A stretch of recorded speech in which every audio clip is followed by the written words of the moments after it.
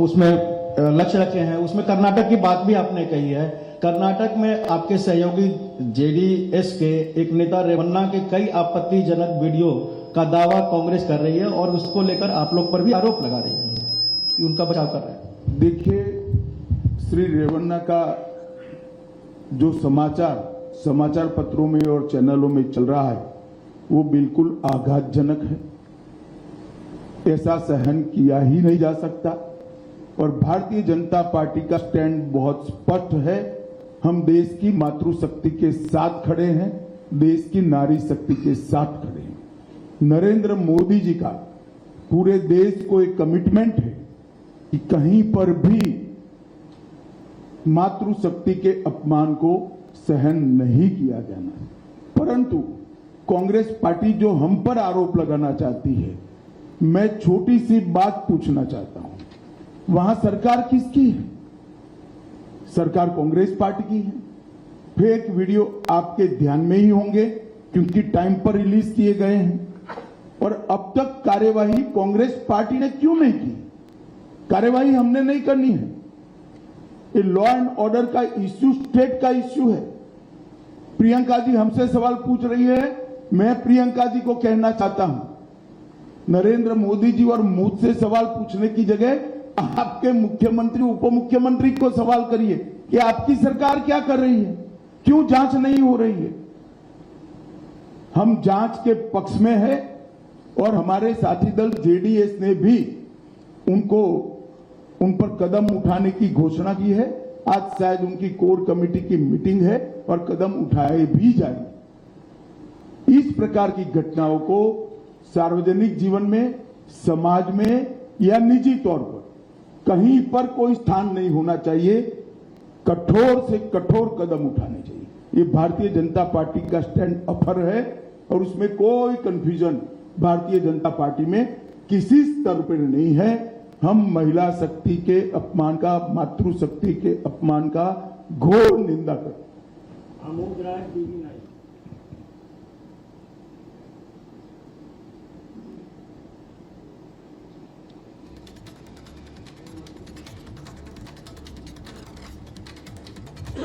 गृह मंत्री जी, एक कांग्रेस में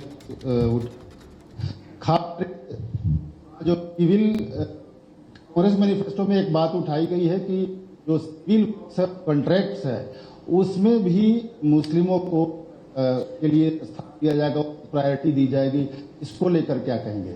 देखिए, मुझे लगता है कि कांग्रेस पार्टी जीतने के डेस्परेशन के अंदर सामान्य विवेक भी खो चुकी है। जो कॉन्ट्रैक्ट्स हैं वो तो कौन फर्स्ट लोएस्ट है, सेकंड लोएस्ट है, इसके आधार पर तय करना चाहिए। किसका काम करने का अनुभव है, नहीं है, इसके आधार पर तय करना चाहिए। पास्ट में कैसा काम किया है, इसके आधार पर तय करना चाहिए। अब कॉन्ट्रैक्ट्स में भी अगर एक धर्म को दाखिल करना चाहते हैं तो मैं कांग्रेस पार्टी को पूछना चाहता हूं कि कांग्रेस के अध्यक्ष के बारे में भी आपकी कोई रिजर्वेशन की, माइनॉरिटी की योजना हो तो उसके घोषित कर दीजिए। इतना ही बचा है।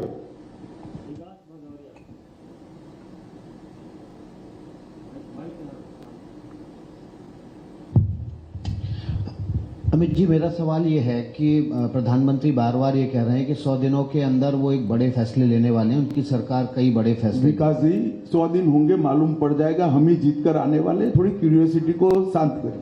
चलिए, मेरा सवाल ये है, क्या कुछ नहीं निकलेगा भैया, क्यूरियोसिटी शांत करिए। समान नागरिक संहिता को लेकर बार बार ये कहा जा रहा है कि शायद 100 दिन के भीतर लागू हो जाएगी। वो आपकी एक कल्पना है। हमने हमारे घोषणा पत्र में 5 साल के घोषणा पत्र में रखा है, उचित समय पर हो जाए।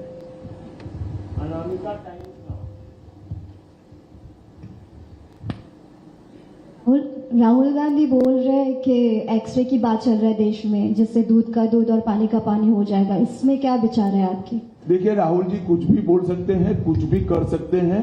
गनीमत है कि उनको करने का मौका जनता नहीं देती है और इस बार भी नहीं मिलने वाला है। धन्यवाद। अब शायद वीडियो ठीक से प्ले हो पाए। मैं यहाँ कहकर जाता हूँ, भारतीय जनता पार्टी की सरकार बनेगी तो एक गैर संवैधानिक मुस्लिम रिजर्वेशन देगी, तो एक गैर संवैधानिक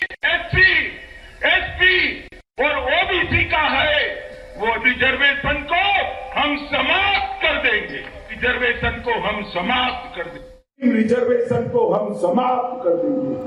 भारतीय जनता पार्टी की सरकार बनेगी तो एक गैर संवैधानिक एसपी और ओबीसी का है वो रिजर्वेशन को हम समाप्त कर देंगे, रिजर्वेशन को हम समाप्त कर देंगे। तो दोनों वीडियो आपके सामने है। मेरा करबद्ध निवेदन है कि रिजर्वेशन के बारे में और इस फेक वीडियो के बारे में कांग्रेस जो भ्रांति फैला रही है वो भ्रांति को निरस्त करने में मीडिया भी अपना सहयोग दे। और आप सभी का इतनी सुबह यहाँ आने के लिए बहुत बहुत धन्यवाद। नमस्कार। हाँ बोलिए।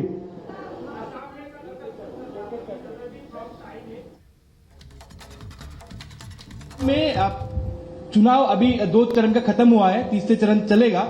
भारी संख्यक माइनॉरिटीज लोगों का ये मतलब सहाय मिल रहा है और नेतृत्व में दिखाया जा रहा है। हिमंत विश्व शर्मा जी भी बहुत ही खास तौर से जगह जगह में माइनॉरिटी एरिया में कैंपेन कर रहे हैं और मुस्लिम का भारी तरफ से सपोर्ट मिले। इसका कारण क्या है? देखिए, हम कभी वोटर को माइनॉरिटी मेजोरिटी की दृष्टि से नहीं देखते। हर व्यक्ति भारत का नागरिक है, उसको इसी तरह से ट्रीट करना चाहिए। परंतु मैं इतना जरूर कह देता हूं, आसाम में हम कम से कम 12 सीट जीतेंगे, ये तय है। हमारी पार्टी इसके लिए विश्वास व्यक्त करती है। कम से कम 12 से आगे भी जा सकती है। सर, असम की कई कंस्टिट्यूएंसी में आपने भी प्रसार में भाग लिया, कैसा देख रहे हैं आपके हिसाब से? बहुत अच्छा एटमॉस्फेयर है यहाँ। जो शांति मोदी जी प्रधानमंत्री बनने के बाद प्रस्तापित हुई है, जो विकास का वातावरण मिल रहा है, सेमीकंडक्टर के इन्वेस्टमेंट को यहाँ आने से यहाँ के यूथ में काफी उत्साह है। हेमंत विश्व शर्मा जी ने पूरे आसाम में मोदी जी की सारी योजनाओं को नीचे तक पहुंचाया है। ढेर सारे भूमि कब्जा के केसों को रिजॉल्व किया है और आज आसाम की जनता इसके कारण पूरी तरह भारतीय जनता पार्टी के साथ है। और आसाम में हम गत समय की हमारी सीटों में भी बढ़ोतरी करेंगे। हम कम से कम 12 सीट जीतेंगे, 12 से आगे भी जा सकते हैं। अमित भाई, आप लगातार प्रचार में जा रहे हैं और आपकी पार्टी लगातार कह रही है कि कांग्रेस है वो अपीसमेंट करे। आपने उसके मैनिफेस्टो को भी जिक्र किया, पर विपक्ष के कई नेताओं का ये कहना है कि आप भी तो राम के नाम पे वोट मांग रहे हैं। हमने राम पे नाम पर कभी वोट नहीं मांगा। हमने हमारे समय में राम मंदिर बना वो बता रहे हैं और उन्होंने कोई इंतजाम नहीं होगा। और हम लोग तो भाजपा, हम लोग साथ थे, मिल करके हम लोगों ने सारा काम किया। तो इसलिए एक एक चीज को याद रखिए और हर तरह से आप समझ लीजिए कि हर प्रकार से हम लोगों ने सारा काम किया। और मंडी के सियासी रण में जुबानी तीर चल रहे हैं। विवादित बयानों से शुरू हुई राजा रानी की लड़ाई को अब मुद्दों और विजन पर लाने की कोशिश की जा रही है। सार्वजनिक मंच पर डिबेट की चुनौती दी जा रही है। विक्रमादित्य की तरफ से एक बार फिर कंगना को ललकारा जा रहा है। ऐसे में सवाल यह है कि अब कंगना का स्टैंड क्या होगा। रिपोर्ट आपको दिखाते हैं।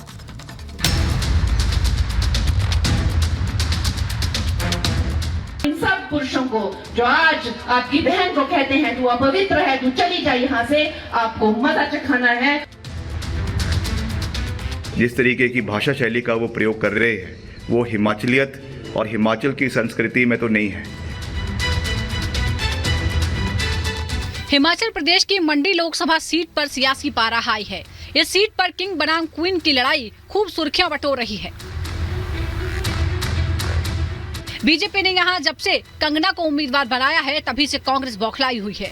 पहले कांग्रेस नेताओं ने कंगना पर जुबानी कटाक्ष किए, लेकिन जब बॉलीवुड की कंट्रोवर्सी क्वीन ने उन्हें उन्हीं की भाषा में जवाब दिया तो कांग्रेस प्रत्याशी विक्रमादित्य हिमाचल की संस्कृति और सभ्य भाषा वाला ज्ञान देने लगे। जिस तरीके की भाषा शैली का वो प्रयोग कर रहे हैं वो हिमाचलियत और हिमाचल की संस्कृति में तो नहीं है। ये जरूर है, अगर मैं उसको एक शब्द कहूँ जो मुंबई में ज़्यादा इस्तेमाल होता है कि ये एक टपोरी लैंग्वेज है। मैं उनको फिर से ओपन चैलेंज कर रहा हूँ, हालांकि मुझे पता है कि वो एक्सेप्ट नहीं करेगी क्योंकि उनको अंडरस्टैंडिंग नहीं है, बट आई स्टिल रिक्वेस्ट हर कि वो यहाँ पर आकर शेरी मंच के ऊपर एक ओपन डिबेट मेरे साथ करें। मंडी की लड़ाई में कंगना को भारी पड़ता देख विक्रमादित्य सिंह को भाषा की मर्यादा याद आ गई है, मुद्दों की याद आ गई है और तो और विजन की भी याद आ गई है। विक्रमादित्य भाषा की मर्यादा की बात कर रहे हैं, लेकिन शायद वो सुप्रिया श्रीनेत की वो अभद्र टिप्पणी भूल गए जो उन्होंने कंगना पर की थी।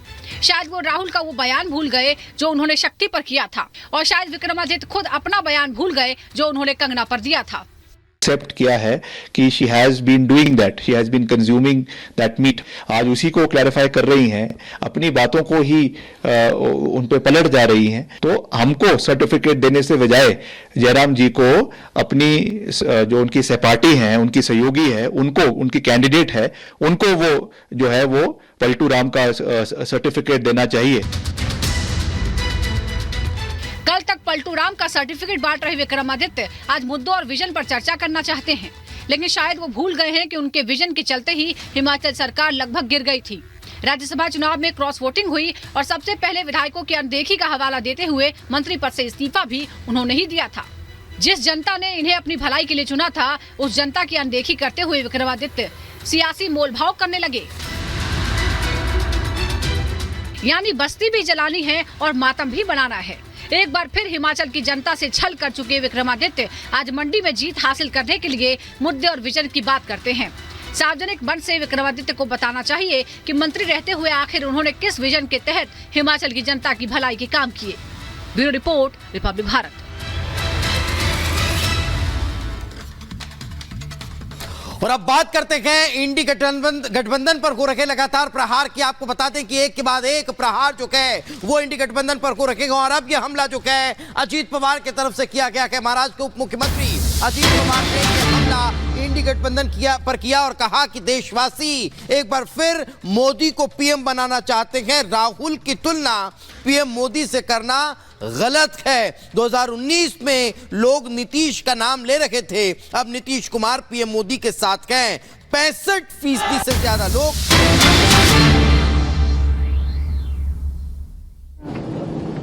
बंद कर दीजिए।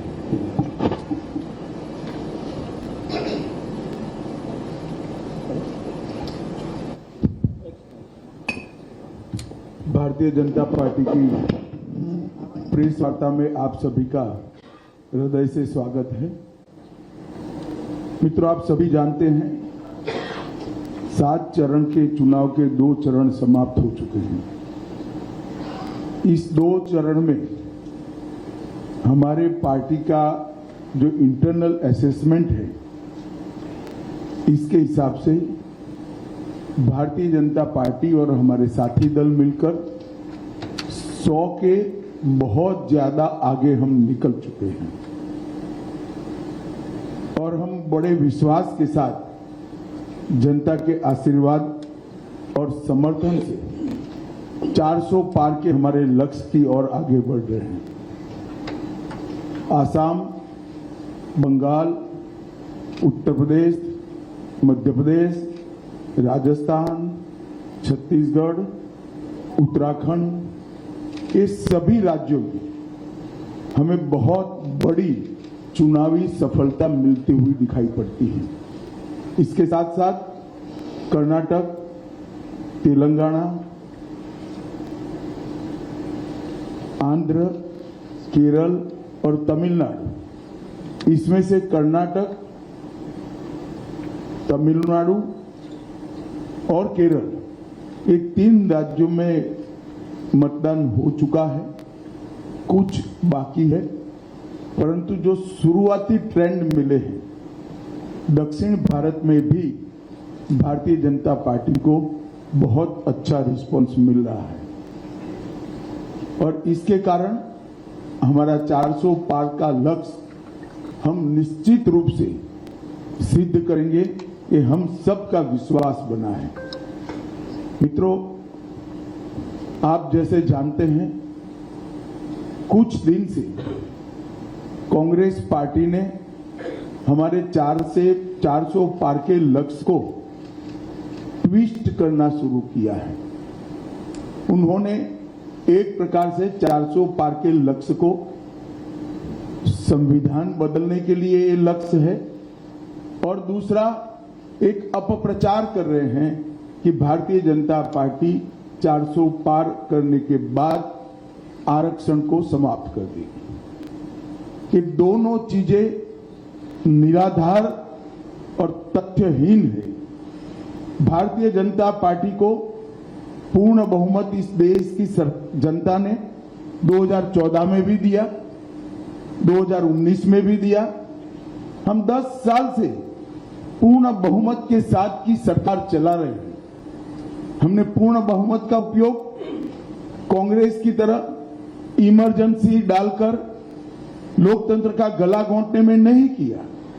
इमरजेंसी डालने के लिए, लोकसभा का टर्म एक्सटेंड करने के लिए, संविधान बदल करने में नहीं किया। हमने पूर्ण बहुमत का उपयोग धारा